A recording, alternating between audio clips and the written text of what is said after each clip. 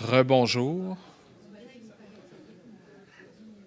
Rebonjour.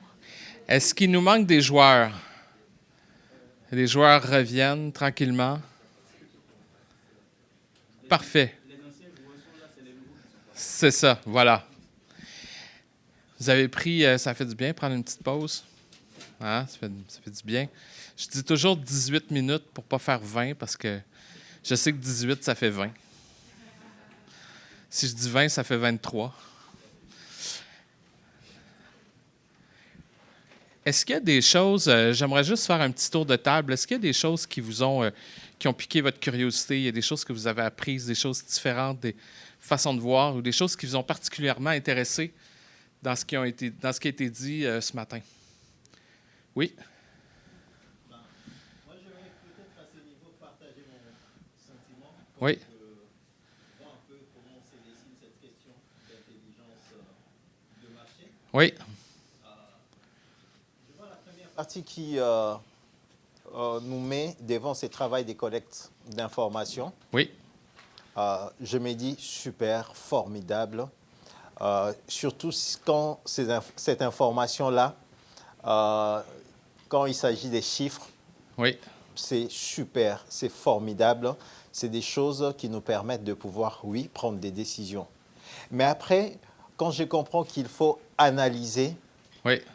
je me dis, est-ce qu'il n'y a pas trop dans cette partie-là Oui? du subjectif dedans? Oui? Même pour une information qui est claire, quand on dit aujourd'hui le taux de la banque, le taux d'emprunt est à 3%, c'est clair, c'est établi pour tout le monde. Oui? On va aller à gauche, à droite, c'est 3% pour tout le monde. Oui? Mais comment interpréter ça par après? Oui? Ça change. Le spécialiste X va pouvoir te donner sa façon de voir les choses et l'autre va te dire, il va t'ouvrir une autre perspective tout à fait différente. Absolument. Est-ce que finalement, face à ça, on ne se retrouve pas perdu? Et comment faire, surtout quand on doit interpréter ces chiffres-là Oui? et que on se retrouve face à deux tendances différentes d'interprétation? Comment on fait pour pouvoir être efficace dans l'analyse des choses? Oui. Voilà. C'est une excellente question. C'est une question un peu métaphysique. Hein, l'analyse, le sens qu'on donne aux choses. Le sens qu'on donne aux choses est influencé par plusieurs choses. C'est influencé aussi, puis là, c'est une théorie sociale, behaviorale, très influencée par c'est la source première d'influence d'une personne, c'est la famille. Vous allez voir, c'est fou, là, mais le sens qu'on donne aux choses est très influencé par comment on a été élevé, la perspective qu'on a de la vie. C'est influencé par les biais cognitifs personnels qu'on peut avoir. Et ça peut être aussi influencé par la qualité de l'information avec laquelle on est exposé. On arrive souvent dans une situation où il faut avoir plusieurs points de vue pour se faire son propre point de vue. Le pire danger, je pense, c'est de se retrouver dans une situation où on n'a qu'un seul point de vue puis qu'on n'entend qu'un seul point de vue. Hein, si vous écoutez aux États-Unis, c'est très gauche-droite. Les gens de droite ont une certaine façon de voir le monde. Les gens de gauche ont une certaine façon de voir le monde. Mais si on ne parle qu'aux gens de la gauche, on a une vue qui va être très influencée. Même chose pour la droite. Mais si on prend une tranche horizontale puis on parle à des gens de chaque côté d'un point de vue, des gens qui sont pour une idée, contre une idée, des gens qui interprètent le futur d'une certaine façon, puis les gens qui l'interprètent d'une façon différente, c'est là où vous allez être capable de faire votre propre idée. Malheureusement, il n'y a pas de réponse unique. Puis des fois, on est soumis devant un certain nombre de faits, puis il faut essayer de faire du sens. Ça ne se dit pas en français, là, c'est « make sense », mais faire du sens, je le dis quand même. mais c'est faire du sens avec des données puis de l'information. Et ça prend de l'expérience, ça prend de la formation, ça prend son propre jugement. Comment? Du recul, absolument. Ça prend du recul. Puis, il y a beaucoup de subjectifs. Ça, c'est très vrai. Puis, je pense qu'il faut le reconnaître qu'il y a beaucoup de subjectifs. Puis, c'est pas parfait. Malheureusement, être humain, c'est d'avoir à composer avec le subjectif. Puis, c'est d'avoir à composer avec l'imperfection. Puis, c'est d'avoir à composer avec des interprétations qui sont contradictoires. Par contre, il y a de l'espoir. Il faut quand même être capable de reconnaître qu'il y a plusieurs points de vue. Puis quand il y a plusieurs points de vue, on peut se faire sa propre idée. Ce que j'essaie de faire dans mon travail, c'est d'avoir une multitude de perspectives. Puis après ça, voir quelles sont les constantes. Quelles sont les constantes? Quels sont les points de vue qui ne changent pas trop d'une personne à l'autre? Quelles sont les grandes opinions de fond? Puis à partir de ça, ça m'alimente pour me faire ma propre tête. Par exemple, si je pose la question à 10 personnes, puis j'analyse tout ce qui m'a été dit, peut-être que je vais me rendre compte qu'à 75%, les gens ont dit la même chose. Mais ça, il faut brasser ça, puis il faut essayer de comprendre. Puis des fois, on se rend compte qu'il y a des constantes. Quelles sont ces constantes-là qui sont d'une opinion d'une personne à l'autre? Évidemment, si c'est des gens qui se connaissent tous puis qui s'auto-influencent eux-mêmes, ils disent la même chose parce qu'ils disent la même chose. Puis plus ils disent la même chose, plus ils disent la même chose. Donc, il faut avoir aussi un recul, puis j'adore le mot recul. Il faut avoir le recul pour apprécier l'opinion des autres. Puis cette indépendance-là. Mais j'avoue que c'est pas facile. C'est un bon point. On parlait de sources d'informations. C'est un peu la même chose dans le monde de l'espionnage. C'est la même chose. Il y a des sources humaines. Puis je m'amusais avec l'intelligence artificielle de sortir des images. C'est ça, c'est l'intelligence artificielle qui sortait des images. Puis je suis arrivé sur cette image-là. Puis je l'aime beaucoup, cette image-là, parce que qu'est-ce que vous voyez ici? Qu'est-ce que vous voyez dans cette image-là? Quelqu'un d'attentif, quelqu'un qui écoute. Cette personne-là est intéressée par ce que l'autre personne lui dit. Donc, cette notion-là d'écoute, elle est très, très, très, très importante. Vous connaissez l'expression une bouche, deux oreilles? Je ne sais pas si ça vous dit quelque chose. On a une bouche, deux oreilles. Il faut écouter 2 fois plus qu'on parle. Je trouve que c'est une belle image aussi. Une bouche, 2 oreilles. Alors, j'ai beaucoup aimé cette image-là. C'est les sources humaines. On appelle le Human Intelligence. Ensuite, il y a les images. Vous pouvez faire de la recherche inversée dans Google, par exemple. Vous prenez une image, vous prenez des datas, vous prenez de l'information, puis on va vous trouver de l'information qui ressemble beaucoup à ce que vous avez comme source ou comme image. Ça, c'est possible.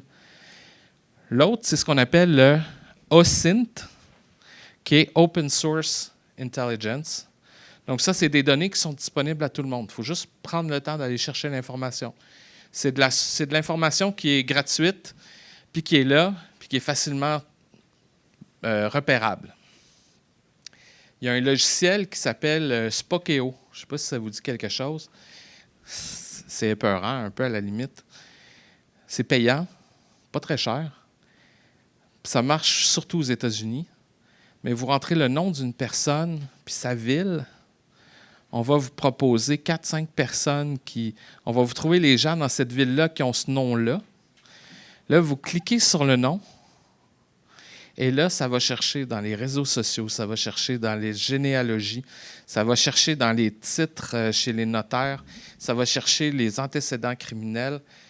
Et là, ça sort plein d'informations sur cette personne-là a une carte du Parti républicain ou démocrate, peu importe. Ils ont telle maison. Ils ont un chalet en Floride, puis ils ont une maison à tel endroit. La maison vaut tant. On peut aller sur Street View, savoir quelle sorte de voiture les gens conduisent. On peut savoir aussi qui sont leurs enfants. Puis on peut savoir ces enfants, ils ont étudié où, ils ont fait quoi. Bon, ça, les gouvernements savent pas mal plus, mais juste ça, c'est fou ce qu'on est capable d'apprendre sur une personne. J'avais une personne que je connaissais qui me dit « J'aimerais pouvoir aller vendre », il vendait des logiciels, puis j'aimerais aller vendre un logiciel, je vais rester vague, un pays dans la Méditerranée. OK, je reste vague. Puis il me dit « J'aimerais ça rencontrer telle personne. » Mais je ne sais pas c'est qui cette personne-là, puis c'est lui l'acheteur principal du logiciel dans ce pays-là, qui pourrait être le client idéal. Mais on a fouillé, on a cherché. Finalement, on s'est rendu compte que cette personne-là avait un blog sur la pêche. Puis mon client, lui,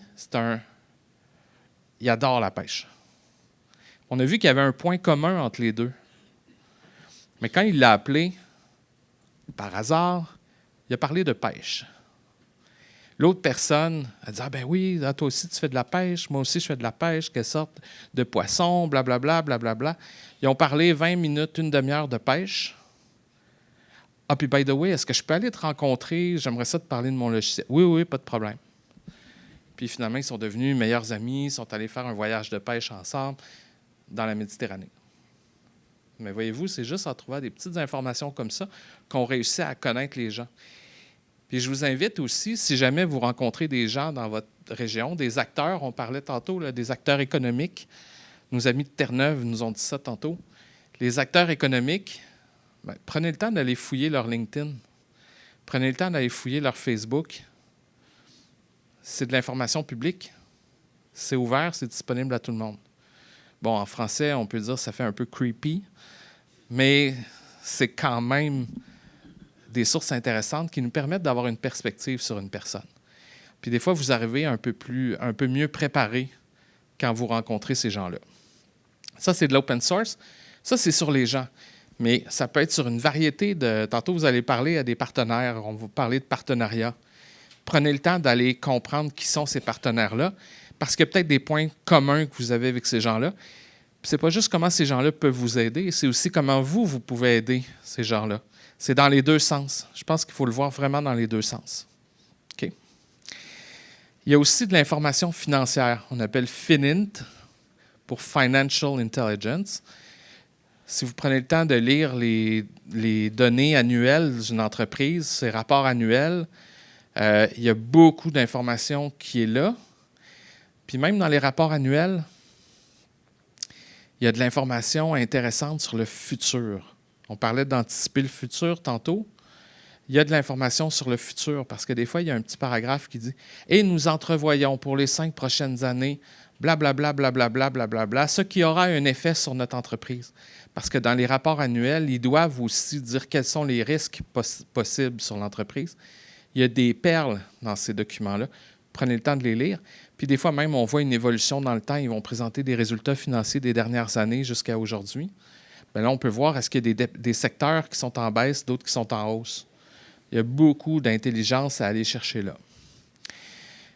Je parlais tantôt de médias sociaux. On appelle ça le SOCINT ou Social Intelligence. Je parlais de tout ce qui est Facebook et ainsi de suite. Puis le nouveau Facebook, je ne sais pas si vous le connaissez, s'il y en a qui sont déjà là-dessus, sur Blue Sky. Est-ce qu'il y en a qui sont sur Blue Sky? C'est comme le nouveau Facebook. Ça s'en vient.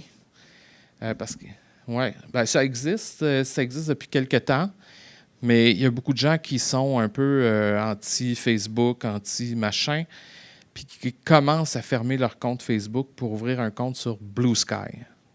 Fait que retenez ce nom-là. Vous l'avez appris aujourd'hui, Blue Sky. OK? Et il y a tous les outils. Je ne pourrais pas faire une présentation d'intelligence de marché sans parler d'intelligence artificielle. On va parler de certains exemples d'outils en intelligence artificielle tout à l'heure. Des fois, quand on parle d'intelligence de marché, tantôt je disais on va chercher de l'information, on fouille dans le passé des gens, puis on essaie de comprendre des choses. Puis évidemment, ça dépend toujours de notre objectif.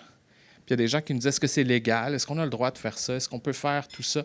La réponse, c'est oui. Mais c'est pas de l'espionnage, c'est pas de l'espionnage industriel.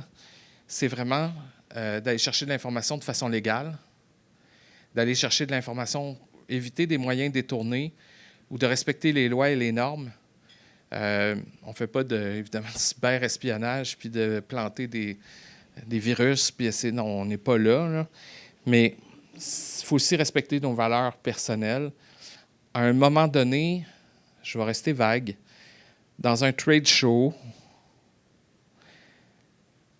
je suis arrivé devant le concurrent d'un de mes clients, puis la personne avait laissé sur la table beaucoup d'informations concurrentielles sur son entreprise, qui pour mon client est super intéressant parce que c'est son concurrent. Donc là, il y a beaucoup d'informations. Ça disait, si le client dit ça, tu réponds ça. Si le client dit ça, tu réponds ça. Ça vaut de l'or, ça, pour une entreprise, pour un concurrent, de savoir c'est quoi les arguments, contre-arguments. Puis il y en avait plusieurs copies. Puis là, il y a quelque chose en dedans de moi qui dit, bien, prends-en une copie. C'est intéressant.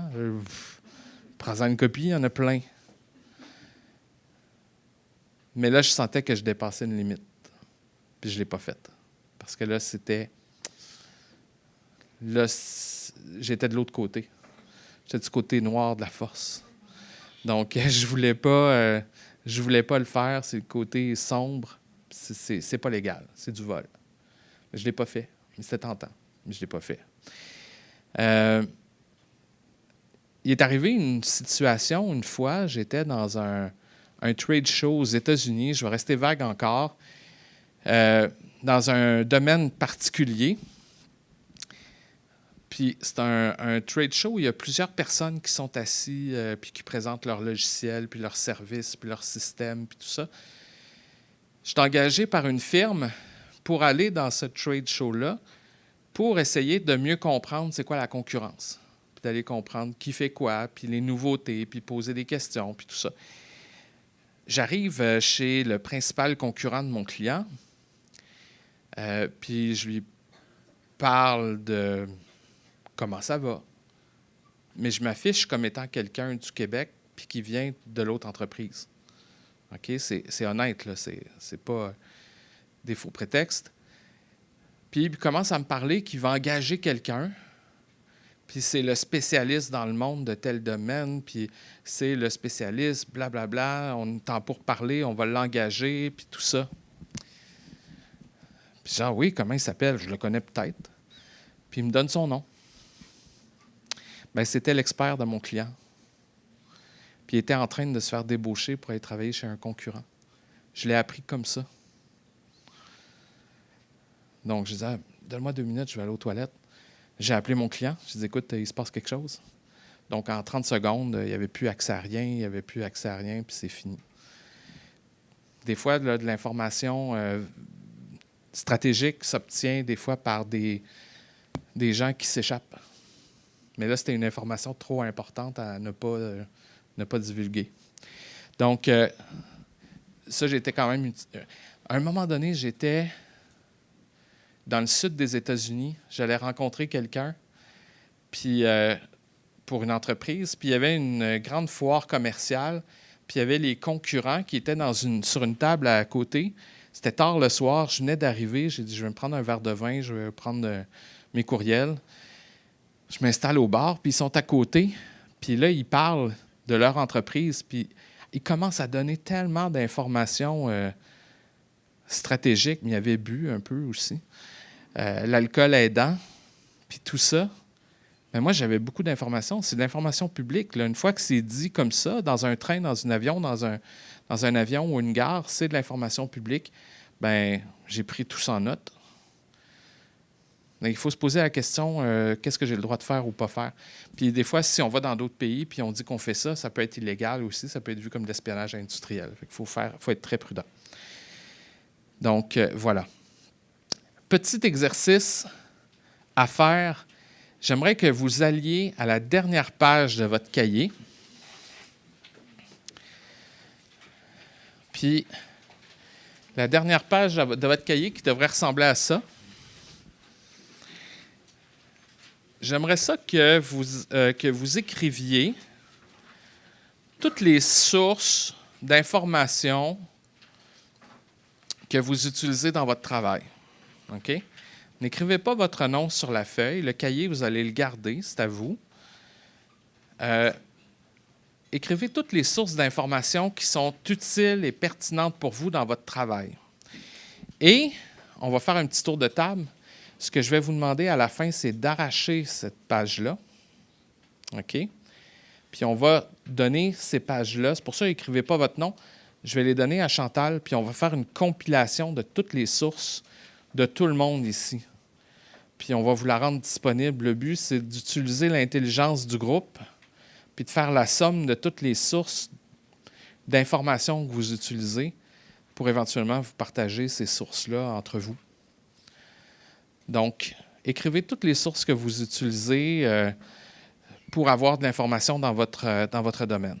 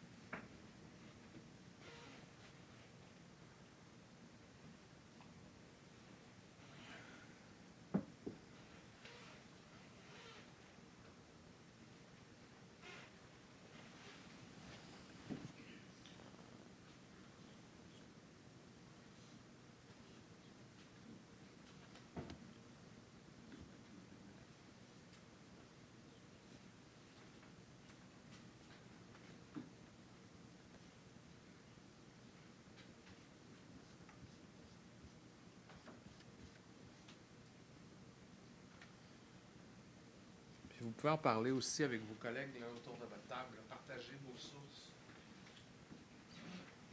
Comparez vos notes, comparez vos idées.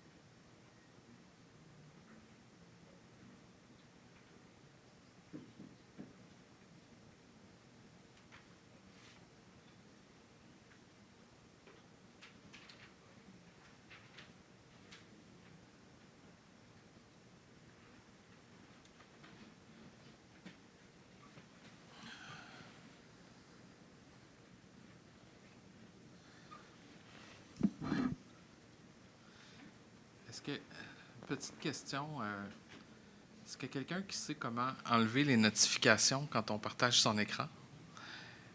Parce que là, j'ai des Teams qui apparaissent. Tantôt, je vais partager mon écran, puis là, Mais tantôt, je ne serai pas en plein écran. Je vais aller sur Internet. Alors, il faut fermer Teams. Oui, je l'ai fermé. Ou dans les paramètres de Teams, vous allez désactiver les notifications. OK.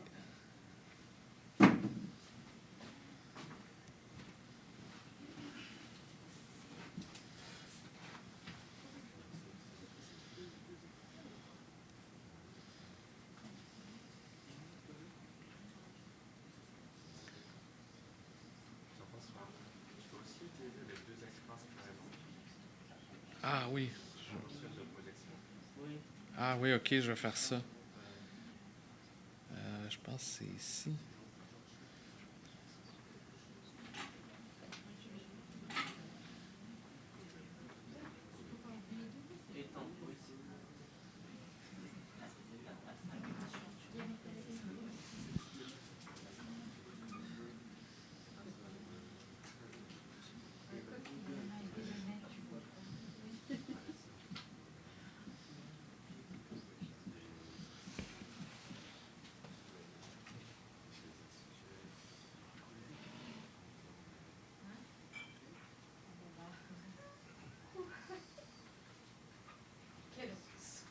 Faut prendre encore 30 secondes.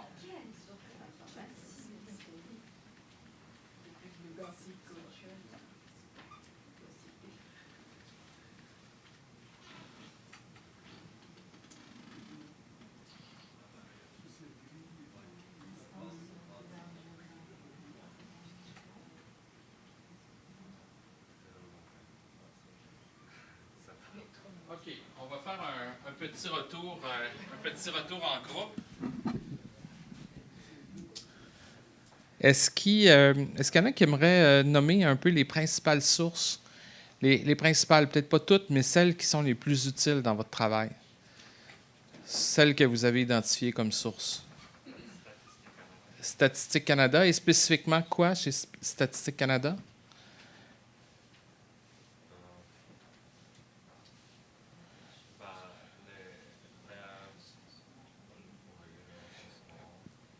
Oui, le recensement. Démographie, oui.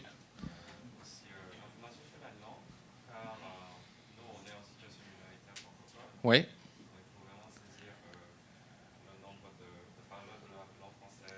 Oui.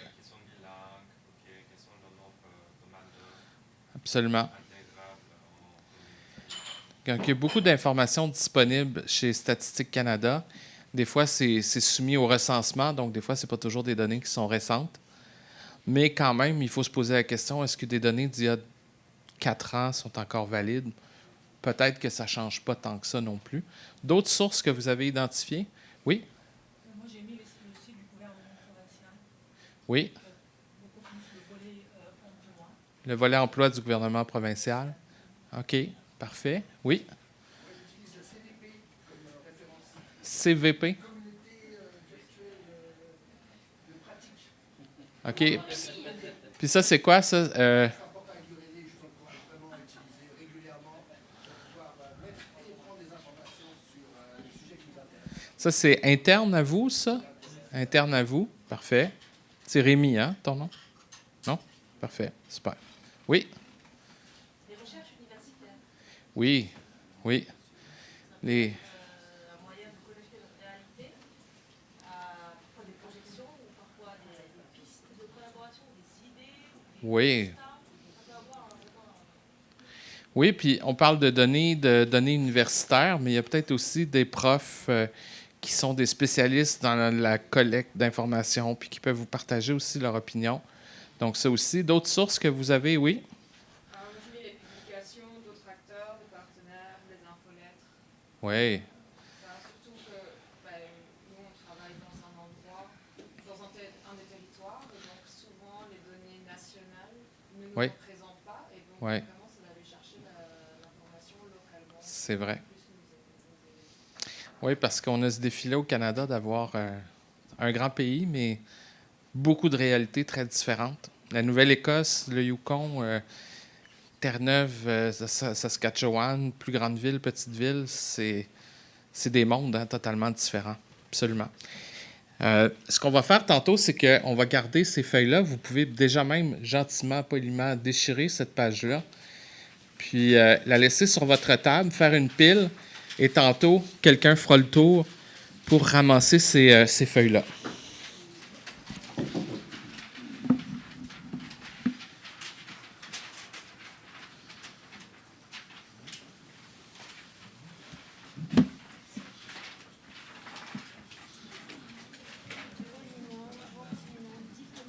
Oui, très doucement. OK. J'aimerais vous montrer un outil que vous ne connaissez pas peut-être, ou que vous connaissez peut-être. C'est pas Google. J'espère que vous connaissez Google. Mais en fait, ce que je voulais vous montrer, est-ce qu'il y en a qui connaissent Perplexity? Qui utilise Perplexity? Il y a Rémi, d'autres personnes qui l'utilisent. Perplexity, c'est un outil d'intelligence artificielle qui est quand même très utile. Vous avez déjà... Qui a utilisé ChatGPT? Bon, ça, habituellement, les mains se lèvent plus facilement. ChatGPT est très utile. Évidemment, il y a les pour et les contre de l'intelligence artificielle. Perplexity ressemble beaucoup à ChatGPT, mais avec une petite variation que je trouve vraiment intéressante. Il y a une partie gratuite, il y a une partie payante là, de Perplexity. Évidemment, quand on utilise, que ce soit ChatGPT, Perplexity ou n'importe quel autre outil d'intelligence artificielle, c'est important de bien écrire sa question. Il y a une science là, pour écrire les questions puis bien les écrire. Il y a ce qu'on appelle le prompt engineering. Mais bon, ça c'est un terme, là, mais c'est juste pour bien écrire nos propres questions. Aller chercher la bonne information. Ce qui est intéressant avec Perplexity, c'est que ça va nous proposer aussi beaucoup de sources intéressantes, au-delà de ce que ChatGPT peut nous fournir. Et là, ça nous permet de forer puis d'aller un peu plus loin. Je vais prendre un exemple, puis je vais taper quelles sont les sources. Non, je vais refaire. Je vais écrire « Identifie les 25 sources incontournables pour mieux... » C'est dur d'écrire comme ça. Mieux comprendre l'évolution... Bon, je vais le corriger. L'évolution du marché de l'emploi. Quelle province que je peux écrire? Comment? Saskatchewan. Ah non, mais c'est le premier qui le nomme qui gagne. En Saskatchewan. Et identifier les facteurs qui pourraient influencer l'employabilité. C'est correct comme question? On va y aller comme ça. Okay. Puis là, ce qui est intéressant, c'est qu'il va faire une recherche. Puis là, évidemment, il va penser à autre chose que la Saskatchewan. Des fois, ça sort un peu large. Mais ce qui est intéressant, c'est qu'on a ici une analyse de principales sources intéressantes avec des données officielles, des données du gouvernement de la Saskatchewan, des données d'analyse statistique, puis à côté, j'ai la source. Puis si je clique là-dessus, ça m'amène à la source. Si je clique ici, ça m'amène à la source. Des analyses sectorielles, des programmes gouvernementaux, les emplois par secteur, les tendances démographiques, plein d'outils comme ça qui pourraient éventuellement vous être utiles. Puis, ce qui est intéressant, c'est qu'on va vous proposer ici des graphiques qui, des fois, visuellement, c'est des fois plus riche, mais ça vous amène vers d'autres sources. Et ce qui est intéressant, c'est qu'on va identifier une série de sources. Alors, si je clique ici, j'ai un ensemble de sources qui ont servi à construire ce sommaire-là. Ce qu'on n'a pas habituellement avec ChatGPT. Donc là, je pourrais, par exemple, ici, cliquer sur PDF Saskatchewan février 2022. On s'entend, ça fait longtemps. Puis, je peux continuer vers la publication, puis aller voir si cette information-là m'est utile ou non. Et là, j'ai de l'information, le bulletin sur le marché du travail en Saskatchewan. Février 2022. Ça a changé. Ça a changé. Mais là, en fouillant, ben là, je viens de comprendre qu'il y a 2022, fait qu'il y a peut-être 2025, ou en tout cas au moins 2024, puisqu'on est en janvier. mais j'ai peut-être des données du dernier trimestre 2024. En fouillant, ben, au moins j'ai le site, puis en étant un peu plus débrouillard, ben, on peut fouiller puis trouver la bonne année. Donc, c'est ce que j'apprécie de Perplexity, qui permet d'aller forer des sources intéressantes puis de fouiller. Ça, c'est un outil intéressant que j'aime bien. Je vais revenir à la présentation. Je ne sais pas si ça va fonctionner. Oui, OK. Alors ça, c'était ce que je vous ai expliqué sur Perplexity. Et puis là, vous pouvez poser plein de questions intéressantes, poser des questions intéressantes sur une variété de questions. Puis j'aime bien des fois poser des questions sur « nomme-moi les 50 ou les 25 sources ». J'en mets plus que pas assez. Puis des fois, je peux être très surpris. Puis vous pouvez même, si jamais vous voulez vous créer, je ne sais pas moi, un PowerPoint sur un sujet en particulier, bien, vous posez une question. Puis dans certaines fonctions de ChatGPT, il y a une fonction où vous pouvez faire un PowerPoint. Puis vous demandez un PowerPoint de 50 pages sur tel sujet qui va parler de tel sujet et de tel sujet. Puis ça prend à peu près 1 minute ou 2. Puis après ça, avec SlideGPT, ben là, on peut avoir une présentation, puis ça coûte 5-6 $, puis le PowerPoint arrive, puis il est déjà tout monté. C'est incroyable. Donc, c'est fou ce qu'on peut avoir. Par contre, il faut prendre le temps d'aller vérifier les sources. Il faut prendre le temps d'aller vérifier le contenu. On dit souvent il y a des hallucinations d'intelligence artificielle, donc il faut être très prudent. Il y a ici DeepSeek. Qui a entendu parler de DeepSeek? Hein? Oui, ça c'est relativement nouveau. C'est chinois, c'est une intelligence artificielle d'origine chinoise. C'est intéressant. Ça fournit de l'information intéressante. C'est une source supplémentaire. Mais évidemment, si vous posez des questions qui sont liées à la politique intérieure chinoise, vous allez probablement plus avoir des réponses officielles que les réponses réelles. Mais c'est un outil qui est sorti. Je voulais parler de veille stratégique. Hein, tantôt, c'était quoi la différence entre la recherche d'informations et la veille stratégique? C'est quoi la veille stratégique en général? Il y a un mot-clé. C'est l'anticipation. La veille stratégique, c'est en continu. C'est l'information qui vient vers vous. OK? Qui a déjà utilisé dans le passé Google Alerts? Quelques personnes l'ont déjà utilisé. Il y a des outils qui permettent de faire quelque chose qui ressemble un peu à Google Alerts, mais qui vous permettent de programmer la machine pour avoir des informations qui vous intéressent. Puis je vais vous montrer un exemple tantôt d'un logiciel. Donc, la veille stratégique, je mets l'exemple qui est là, c'est un peu comme attendre le train ou de regarder les trains passer dans une gare. Bien, vous regardez les trains passer, il y a de l'information qui passe, puis il y a des choses qui sont intéressantes, des choses qui ne sont pas intéressantes, des choses qui sont vraies, des choses qui sont fausses. Mais ça, c'est de la veille stratégique. L'information passe. Puis, c'est à vous de décider si cette information-là est pertinente pour vous. La veille stratégique, c'est un processus continu d'observation et d'analyse. J'en ai parlé tantôt, puis je vais vous présenter un outil tout à l'heure. Le but, c'est d'automatiser la collecte de données. Donc, configurer des alertes, des flux RSS. Est-ce qu'il y en a qui ont déjà utilisé des flux RSS? Je vais vous expliquer après tantôt c'est quoi. Pour surveiller les mises à jour économiques.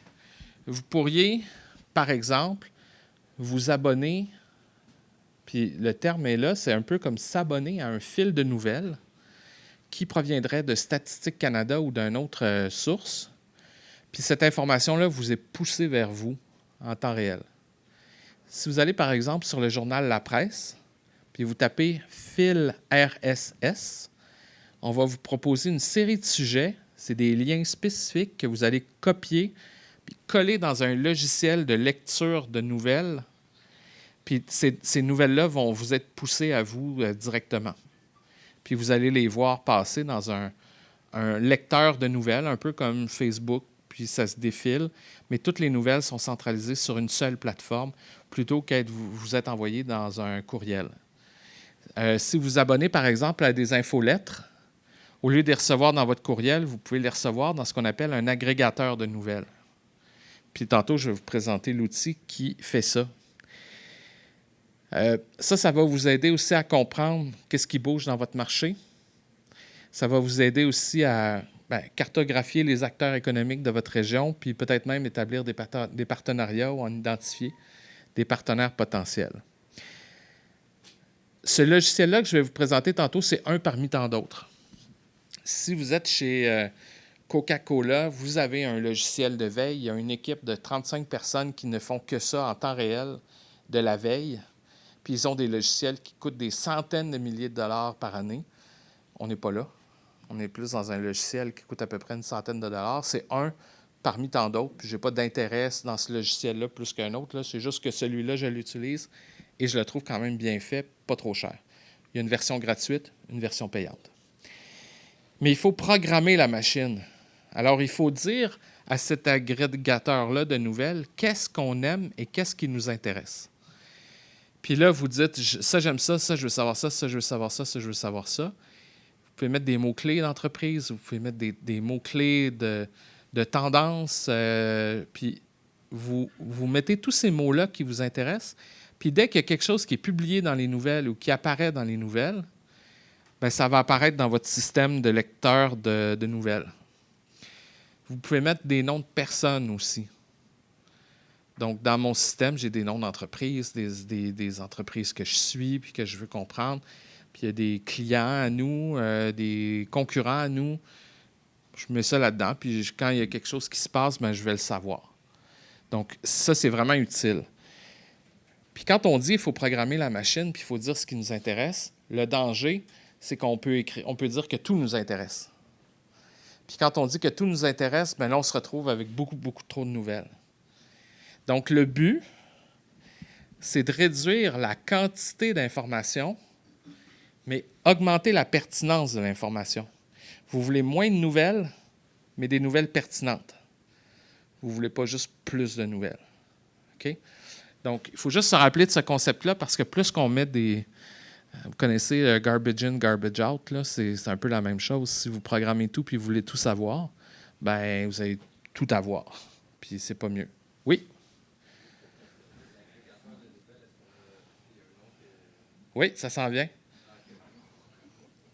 Je garde le suspense. Fait que je vais vous le présenter. Tiens, on va y aller directement. Je vais passer quelques pages puis que vous pourrez lire parce que ça va vous être disponible. Mais cet outil-là, c'est un outil qui est quand même très utile.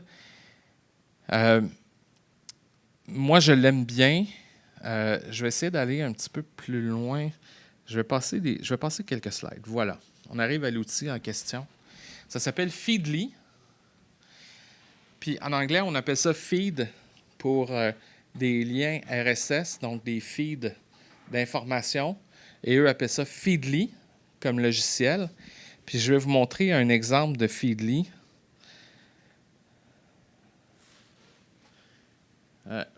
Ici. Juste que je trouve où je suis. OK. J'utilise ce logiciel-là qui s'appelle Feedly, mais qui permet de créer des sujets ou des rubriques ou des sous-dossiers de sujets qui nous intéressent. Je l'utilise aussi pour lire les nouvelles locales, internationales et ainsi de suite. Puis je me suis abonné à certaines sources. Par exemple, je m'intéresse aussi à ce qu'on appelle tout ce qui est Customer Experience dans les services. J'ai une série de sources qui m'intéressent. Puis, dès qu'il y a quelque chose qui apparaît dans ça, je vais le voir apparaître. Donc, ça, c'est des sources que j'ai identifiées. J'ai identifié aussi, pour les nouvelles, des sources qui m'intéressent. Donc, j'ai France 24, j'ai En Beauce, des entreprises, beaucoup d'entreprises en Beauce, la presse, actualité, affaires, manchettes, politique, sciences. Le Journal de Québec, j'ai Libération, j'ai The Guardian, Euronews, Radio-Canada, TVA Nouvelles, US News, j'ai CNN aussi, puis les échos en Europe que je vais suivre. Donc, c'est les nouvelles que je vais suivre. Puis, je me suis abonné à tout ça. Ensuite, ici, je ne l'ouvrirai pas par confidentialité, mais il y a des sources, des concurrents à nous, des clients à nous, ainsi de suite, que je surveille. Donc, je les ai là-dessus. Puis après ça, j'ai une veille aussi personnelle sur des compagnies qui m'intéressent, sur même des amis. C'est quelque chose qui passe, ou des anciens collègues dans certains endroits, des gens qui m'inspirent. J'écris leur nom. Puis dès que ces personnes-là sont nommées, ben, je vais le savoir. Ce qui est intéressant, parce que j'avais appris qu'une amie avait gagné un prix, puis elle s'en est pas vantée, puis je l'ai vu dans la presse, puis ça m'a permis de la féliciter. Donc, je l'ai su comme ça. Donc, en ciblant des noms. Puis évidemment, c'est un peu comme dans Google, il faut bien écrire ce qu'on cherche, parce que sinon, on va se retrouver avec des choses qui sont très, très larges. Fait qu'il faut juste, des fois, faire, par exemple, telle entreprise moins tel mot, puis ça va faire en sorte que ça va être toutes les nouvelles de cette entreprise-là, mais moins tel autre mot. Si vous avez des mots qui sont très passe-partout, il faut juste faire attention à comment on le programme. Donc, par exemple, ici, si je vais dans All, là, ici, j'ai des nouvelles. Allemagne, face au péril économique, le patronat descend dans la rue. Bon, je pourrais décider, je prends ça au hasard, je clique ici, j'ai un petit résumé et je peux aller voir l'article en question. Puis, j'ai aussi d'autres sources en français, en allemand, qui parlent de la même nouvelle, mais peut-être avec des perspectives différentes. Quand je disais tantôt d'avoir des perspectives différentes, c'est une façon d'avoir ça. L'autre chose qui est intéressante avec ce logiciel-là ici, c'est que je peux décider de sauver cet article-là dans un board pour accumuler les nouvelles qui m'intéressent. Mais ce que ça fait, c'est un peu comme un like dans Facebook. Ça dit que ce genre de nouvelles-là, j'aime ça. Donc là, l'intelligence artificielle va comprendre ce que j'aime puis ce qui m'intéresse, puis ça va toujours se retrouver un peu plus haut dans la pile de l'information que je cherche. Je peux aussi cliquer sur le moins pour dire c'est less like this. Donc, j'en veux moins comme ça. Puis la machine va tranquillement apprendre ce que j'aime pas puis ce que j'aime plus. Par exemple, je pourrais cliquer ici, puis je pourrais aller le mettre dans un tag que je me suis mis, le tag que je veux. Et là, ce que ça dit, c'est que ce sujet-là m'intéresse. Ça ne veut pas dire que je suis d'accord avec la nouvelle. Un peu comme sur Facebook. Facebook, ça veut dire qu'on est d'accord avec quelque chose. Là, je ne suis pas en train de dire que je suis d'accord avec ça. Ça veut juste dire que ce genre de nouvelle-là m'intéresse. Puis la machine va l'apprendre au fur et à mesure.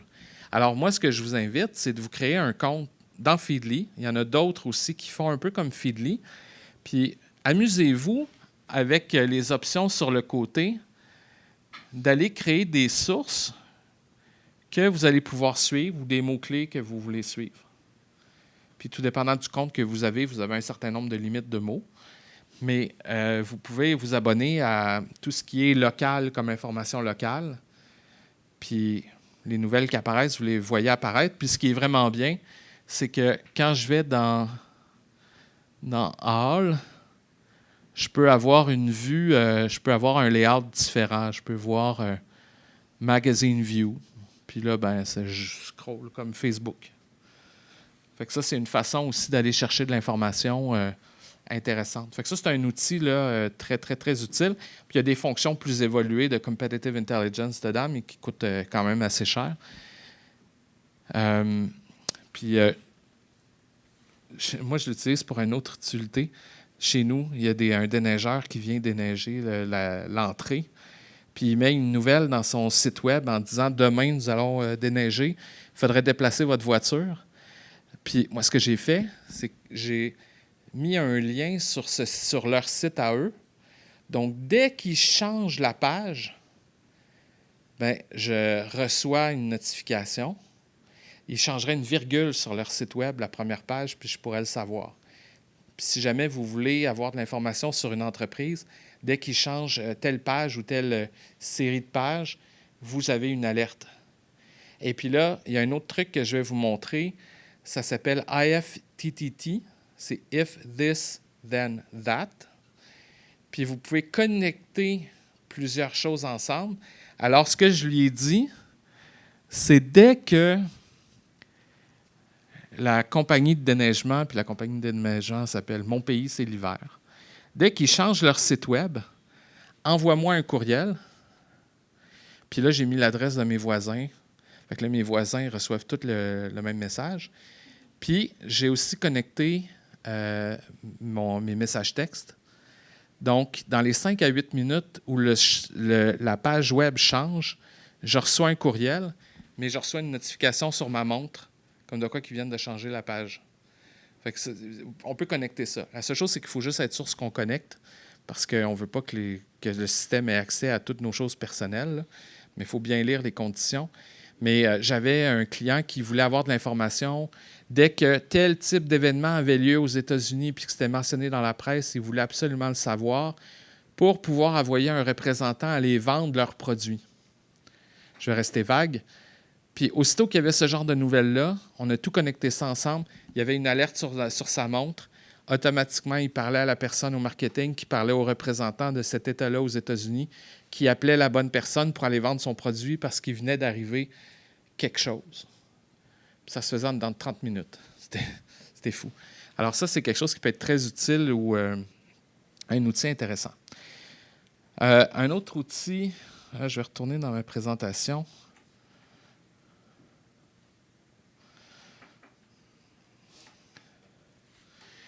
Il y a aussi d'autres petits logiciels comme Brandwatch et Mention qui permettent de surveiller des mentions dans les réseaux sociaux. C'est un autre outil qui peut être intéressant. D'autres outils qui sont beaucoup plus utiles ou utilitaires. Vous connaissez Copilot. Vous utilisez Copilot peut-être avec des fonctions de résumé puis de tout ça. Ça peut être très intéressant.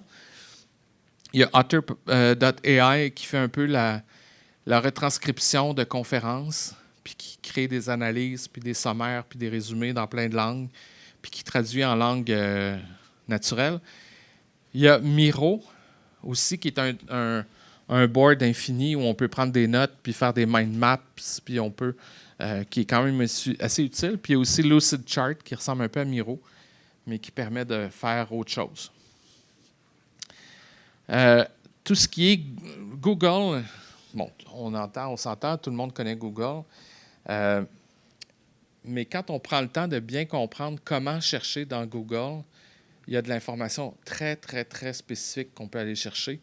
J'ai mis un lien qui est Google 13 astuces pour devenir un pro de la recherche. Là. Tu sais, est-ce qu'il y en a qui utilisent des guillemets, par exemple? Quand on cherche un mot-clé, en mettant des guillemets, il va chercher les mots comme ça qui sont dans le même ordre que les mots qui sont entre guillemets. Parce que si vous écrivez information beurre d'arachide, bien, il va chercher beurre arachide, il va chercher information beurre, puis il ne comprend pas que beurre est associé à arachide. Alors que si vous mettez entre guillemets beurre d'arachide, bien, il va chercher que le beurre d'arachide et non le beurre. En tout cas, vous comprenez un peu le principe. Il y a une fonction aussi qui s'appelle File Type. Ce que vous faites, c'est que vous cherchez, par exemple, situation de l'emploi en Saskatchewan, puis vous dites File Type 2.pdf, tout un mot, tout ensemble. File Type 2.pdf. La recherche qui va sortir, ce n'est que des PDF. Donc là, vous allez pouvoir trouver de l'information, mais que des PDF, ce ne sera pas des sites web. Ça va être de l'information, des données statistiques, des rapports, des études universitaires. Vous pouvez même faire File Type Doc, puis là, ça va être des documents Word. Puis j'ai déjà utilisé ça, puis je cherchais de l'information sur une entreprise, puis j'ai fait File Type 2.xls. Puis je ne sais pas comment c'est arrivé, mais j'ai trouvé de l'information que cette entreprise-là avait mis public à un certain moment, puis c'est un fichier Excel avec beaucoup d'informations de l'entreprise. Parce qu'un employé l'avait mis à quelque part qui est repérable par Google. Puis c'est un fichier interne Excel. En tout cas, c'est spécial, mais j'avais beaucoup d'informations. Fait que File Type, ça aussi, c'est une autre façon. Puis si vous voulez chercher à l'intérieur d'un site, vous ne voulez pas chercher la planète entière, vous allez sur le site, par exemple, de, je sais pas moi, Coca-Cola, ou une compagnie minière de votre région. OK? Mettons Glencore. Je ne sais pas si c'est dans votre région, mais Glencore, par exemple. Vous tapez site www.glencore.com, un espace, vous ouvrez les guillemets, vous mettez les mots-clés que vous cherchez, puis il va chercher ces mots-là, mais seulement dans le site de Glencore. Il ne cherchera pas dans tous les autres sites. Fait que là, si vous voulez chercher, par exemple, les emplois disponibles, ou à chaque fois que le mot « emploi » est employé, ça c'est plate. Si vous cherchez le mot, quand est-ce qu'on utilise le mot « emploi » sur le site d'une entreprise, bien, vous faites site 2 points, le nom de l'entreprise avec son site web, espace, les mots-clés que vous cherchez, puis il va vous trouver à chaque fois que le mot « emploi » apparaît sur le site de Glencore, vous allez le voir. Fait que ça aussi, c'est une façon beaucoup plus précise d'aller chercher l'information. C'est plein de petits trucs comme ça dans Google. Quand on prend le temps de bien comprendre comment ça se fait, là, votre recherche est plus efficace et elle est plus rapide. Donc, ici, je propose 13 astuces. Mais si vous allez sur Internet, astuces pour mieux chercher dans Google, vous allez avoir tout ça. C'est très facile. Dans Google aussi, il y a ce qu'on appelle le Google Advanced Search qui permet d'accéder à certains paramètres avancés de recherche qui font pas, c'est pas de la recherche large, c'est très précis. Tantôt, je parlais de Google Alerts. Ça s'utilise un peu moins, mais il y a une fonction Google Alerts où vous pouvez aller dire tous les mots-clés qui apparaissent, je veux les voir apparaître, puis vous créez une ressource puis une banque de mots. Google Scholar, c'est les publications académiques qui apparaissent là-dedans. Vous avez Google Image, donc vous pouvez faire une recherche inversée si vous cherchez quelque chose en particulier. Puis ensuite, il y en a un autre qui est intéressant, mais je pourrais vous en reparler tout à l'heure, mais dans Google, il y a plein d'autres fonctions. Si vous cherchez des brevets, vous cherchez Google Patents, puis vous allez trouver des brevets sur plein d'entreprises. Il y a beaucoup de choses qu'on peut faire. Je vous ai parlé de Perplexity, ChatGPT, j'ai parlé tantôt de DeepSeek qui peuvent être utiles, mais j'aimerais vous parler d'un autre outil qui s'utilise avec Feedly, qui est super utile. Je l'utilise depuis 2012, je pense, ou 2010. C'est Evernote. Est-ce qu'il y en a beaucoup qui connaissent Evernote? Il y a une personne qui connaît Evernote. Evernote, je ne le mettrai pas parce qu'il y a beaucoup trop d'informations personnelles, puis je ne voudrais pas le... Mais Evernote, c'est un logiciel, version gratuite, version payante, c'est environ 15 $ par mois. Mais ça vous permet d'aller stocker plein d'informations intéressantes qui vous intéressent. Ça peut être un article. Vous pouvez... puis, en fait, Evernote, il va vous créer une adresse courriel. Tu sais, genre blablabla.evernote.com. Vous avez juste à avoir cette adresse-là dans vos contacts. Puis s'il y a un courriel qui vous intéresse ou vous voyez une source, quelque chose ou de l'information qui vous intéresse, vous l'envoyez à Evernote. Puis Evernote va garder ces courriels-là pour vous. Ça peut être des images, ça peut être un enregistrement audio, ça peut être des vidéos. Ça prend plein de formes. Puis vous pouvez stocker cette information-là dans Evernote. Vous créez des catégories, puis aller archiver cette information-là, puis chercher. Tantôt, quand je vous donnais l'exemple du gars qui travaillait dans les mines, j'ai fait une recherche dans Evernote. C'est là où j'avais mis sa carte d'affaires. Alors, j'avais pris une photo de sa carte d'affaires, j'ai envoyé ça à Evernote. Et là, la machine a trouvé par mots-clés. J'ai tapé mine, puis c'est là où il est arrivé. Toutes les notes qui contiennent le mot mine sont apparues. Fait que c'est une façon d'archiver votre information à peu de frais. Ce qui est intéressant aussi, c'est que si vous voyez une voiture, un camion qui passe dans la rue, je donne un exemple, une affiche, vous la prenez en photo, puis vous l'envoyez à Evernote. Evernote va reconnaître aussi le texte de la photo. Donc, vous allez pouvoir chercher aussi dans les photos les textes si ce mot-là apparaît. Donc, je prends l'exemple de Glencore, mais s'il y a un camion Glencore ou une publicité Glencore, Evernote va le trouver. Donc, c'est vraiment un outil très, très, très puissant. Là, c'est du note-taking. Ma blonde se sert d'Evernote, mais pour archiver des recettes. C'est comme ça qu'elle marche. Puis, toutes ces recettes sont là, fait qu'elle va chercher elle adore ça.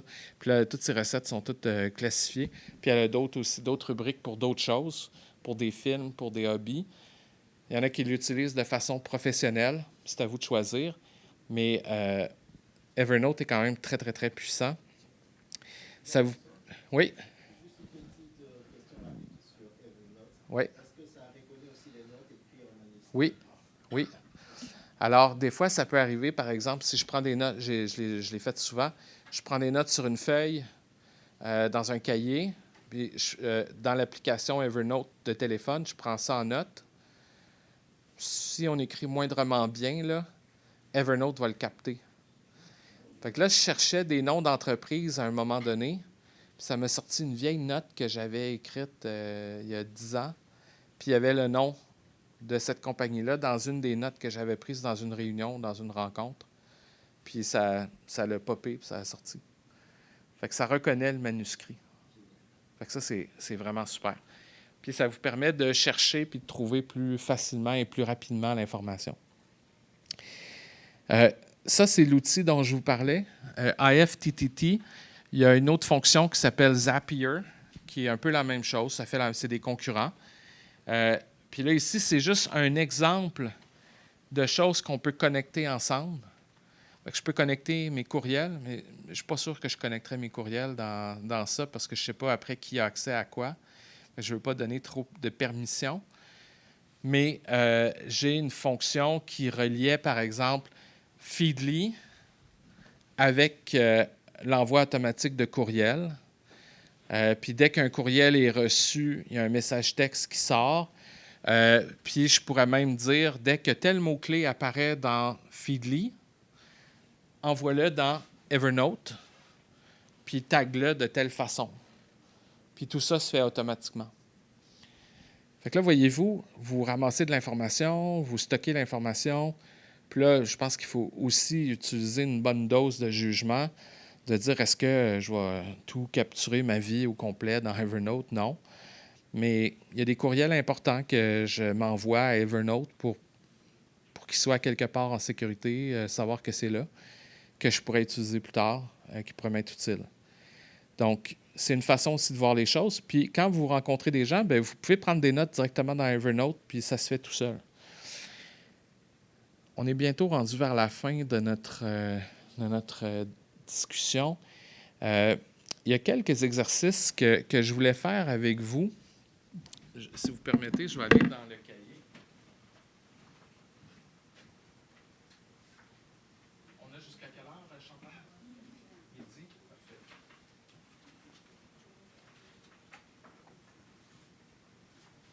Vous avez dans les avant-dernières pages,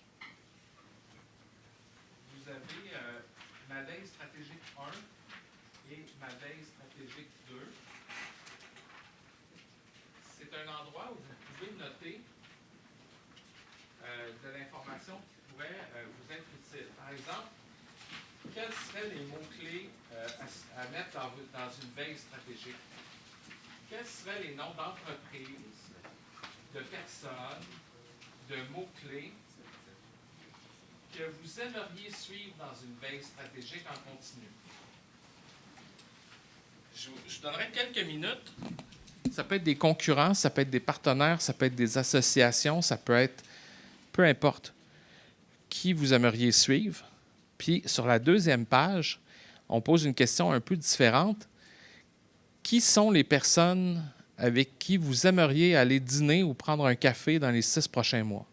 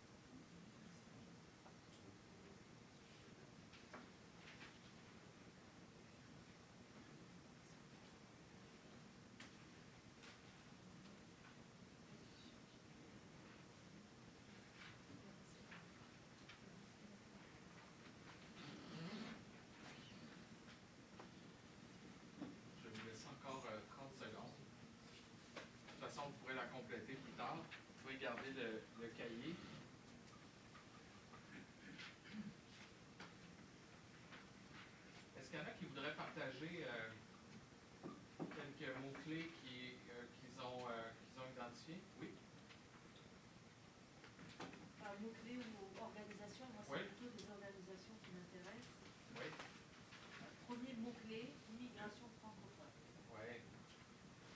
Deuxième organisme qui m'intéresse beaucoup, c'est le Halifax Partnership, qui est une organisation qui regroupe des entreprises, qui est très forte. Troisième des choses, c'est les REN, le Regional Enterprise Network. Je ne sais pas s'il y en a dans toutes les provinces, en tout cas en Nouvelle-Écosse, il y en a 7 ou 8. Et c'est des organisations qui servent les entreprises. Leurs clients, c'est les employeurs. Ensuite, c'est 2 universités.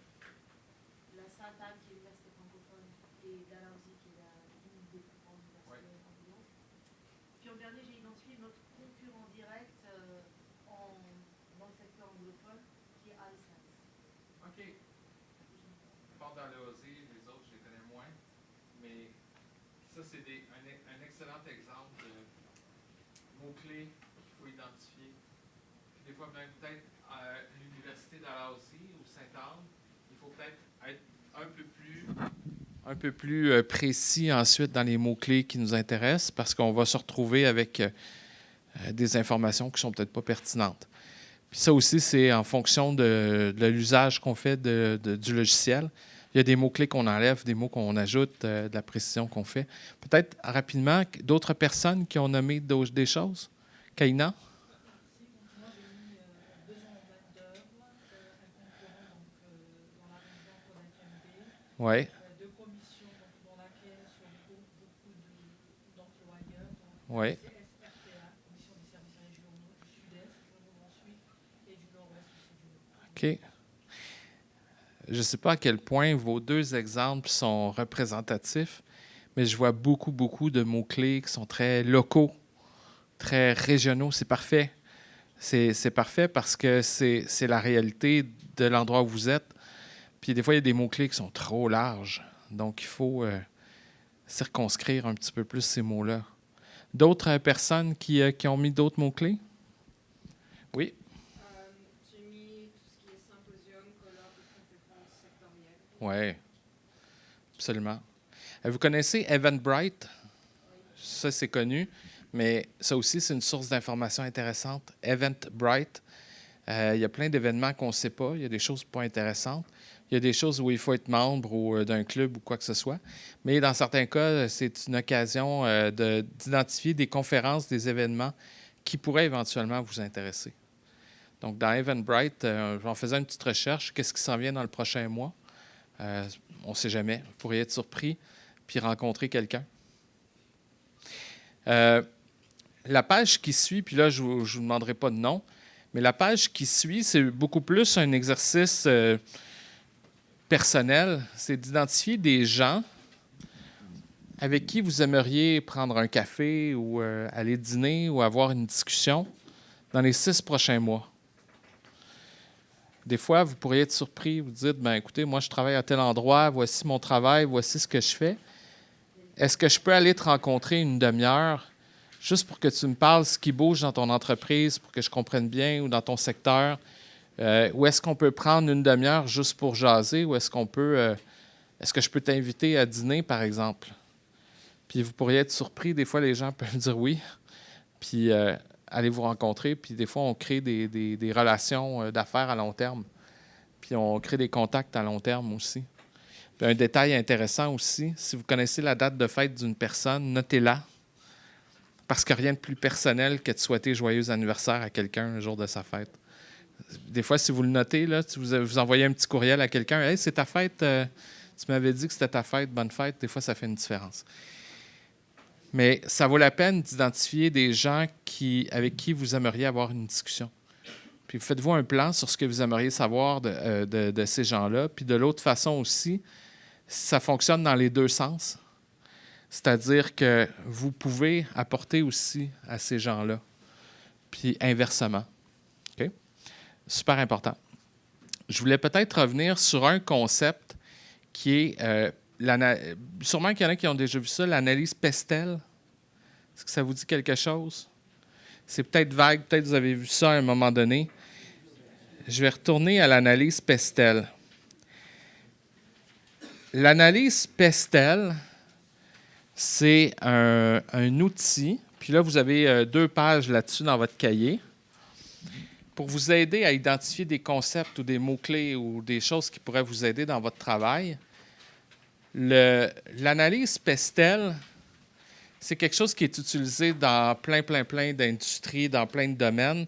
En anglais, c'est STEEPLE, c'est les mêmes lettres, mais dans l'autre sens. STEEPLE, PESTEL ou des fois PEST. Ce qu'on va faire, c'est qu'on va regarder notre environnement de marché, puis on va le décomposer en 6 grandes catégories. OK? Puis les catégories répondent à PES, TEL. Donc, P pour politique. Quelles sont toutes les réglementations locales sur l'immigration? C'est des exemples, là, ou des initiatives politiques pour l'intégration. Tout ce qui est lié à la politique, tout ce qui est lié à la démocratie, tout ce qui est lié aux représentants locaux. Évidemment, quand il y a des changements de pouvoir, puis on passe de tel parti à tel parti, il y a des politiques qui changent, il y a des priorités qui changent. Donc, comprendre ce qui se passe dans le domaine politique, c'est une façon d'analyser votre marché. L'analyse PESTEL, c'est une analyse de l'environnement externe. Évidemment, ce n'est pas un environnement interne, c'est externe, c'est des choses sur lesquelles vous n'avez pas le contrôle. C'est des choses qui peuvent arriver, c'est des tendances qui peuvent arriver, qui peuvent avoir un effet positif ou négatif. C'est dans les deux sens. Donc, PESTEL peut être positif ou négatif. Donc, tout ce qui est politique. Le deuxième, tout ce qui est économique. Alors, qu'est-ce qui peut arriver dans l'économie de ma région qui peut avoir un effet sur mon travail, sur le travail que je dois faire auprès de gens qui se cherchent un emploi, par exemple, les nouvelles entreprises, tout ce qui a rapport à l'économie. Ensuite, c'est tout ce qui est social. Donc, toutes les tendances sociales, les tendances culturelles, les tendances qui jouent sur les perceptions, puis sur l'immigration. Donc, vous êtes en contact avec des gens de plusieurs provenances qui ont leur propre histoire, leur propre bagage, leur propre valeur. Donc, vous avez aussi à composer avec tout ça, avec les valeurs puis la culture ambiante de l'endroit où vous êtes. Puis des fois, c'est de rentrer un carré dans un rond parce que c'est pas tout à fait comme ça que ça fonctionne. Mais c'est aussi comprendre les réalités. C'est très social, c'est humain. Ensuite, c'est tout ce qui est lié à la technologie. Par exemple, des formations numériques, des compétences technologiques qui s'en viennent, des nouvelles compétences qu'il faut avoir. Donc, gardez un œil sur ce qui s'en vient de tendance. Peut-être que vous avez quelqu'un devant vous qui a des compétences minimales en technologie, puis vous lui dites, bien, écoute, si tu veux aller dans tel domaine, il y a tel type d'entreprise, mais on va te demander de posséder tel logiciel. Il faut que tu connaisses telle chose parce qu'il y a ça ou ça qui s'en vient. Donc, tout ce qui est technologie, tout ce qui est environnemental, donc tout ce qui est lié aux industries vertes, l'emploi durable, tout ce qui a rapport à l'environnement, les ressources qui s'épuisent, les ressources minières, par exemple, puis tout ce qui est légal. Donc, toutes les lois locales sur le travail, le statut des travailleurs étrangers, et ainsi de suite. Bien, ça, il faut le connaître parce que ça varie, puis ça change dans le temps, puis c'est pas fixe, puis c'est complexe.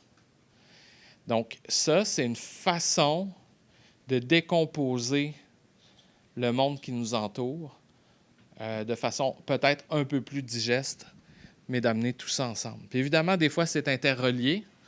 Hein? Quand il y a quelque chose qui bouge, il y a autre chose qui bouge. C'est souvent interrelié.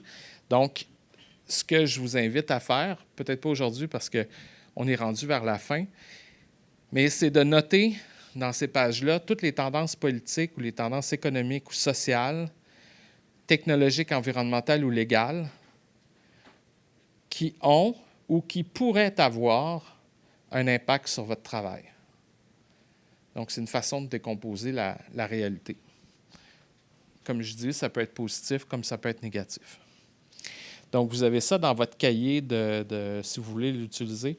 Ça vous appartient. Donc, le cahier qui vous a été donné aujourd'hui, c'est pour vous. Vous pouvez le garder.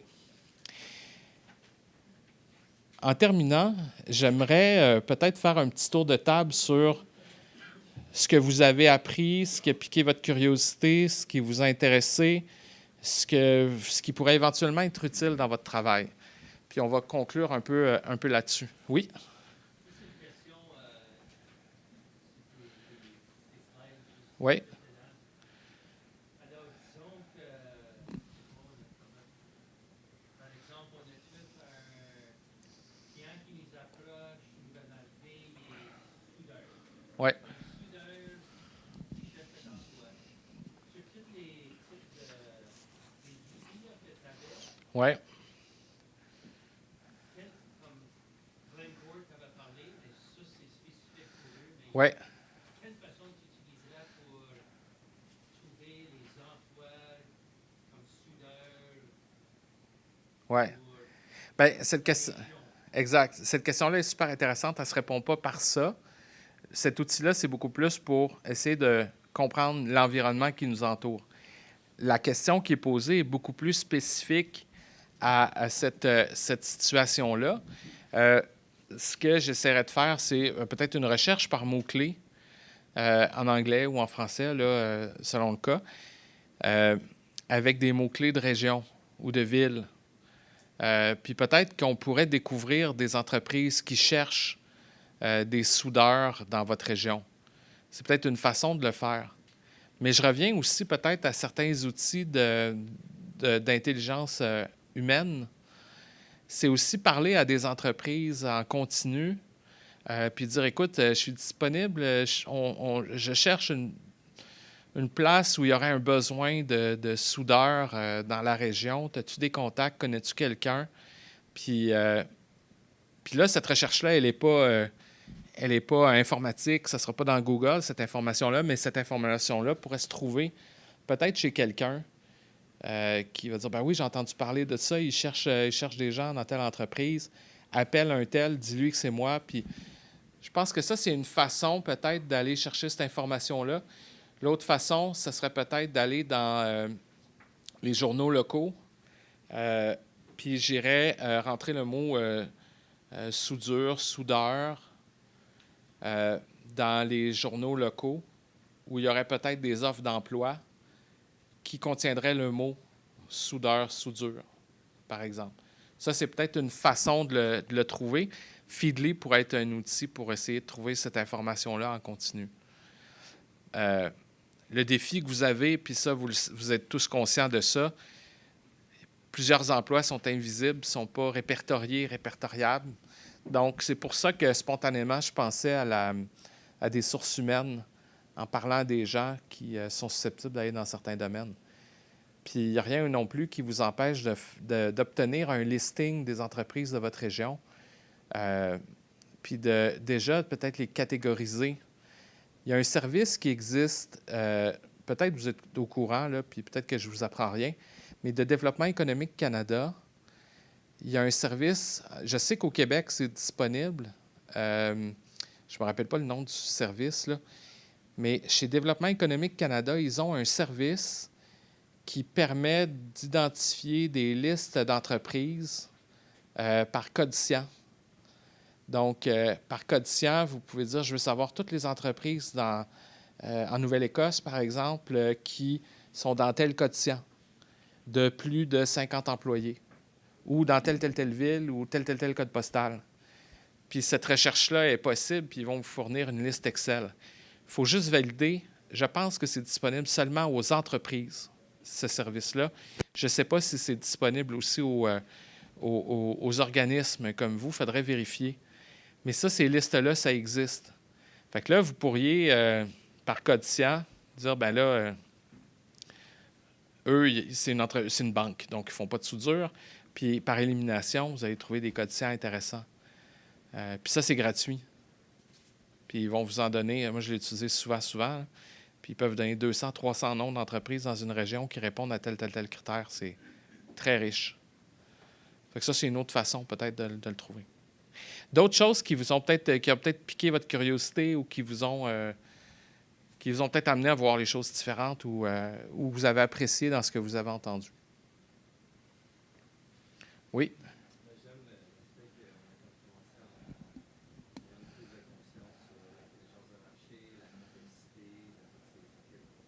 Oui.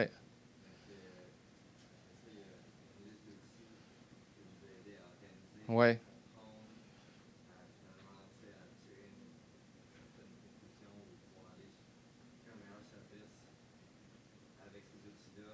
Oui, mais en capable de prendre l'intelligence de marché et d'aller chercher qu'est-ce qui est important pour le travail. absolument. Merci, Étienne. D'autres choses qui vous ont... oui?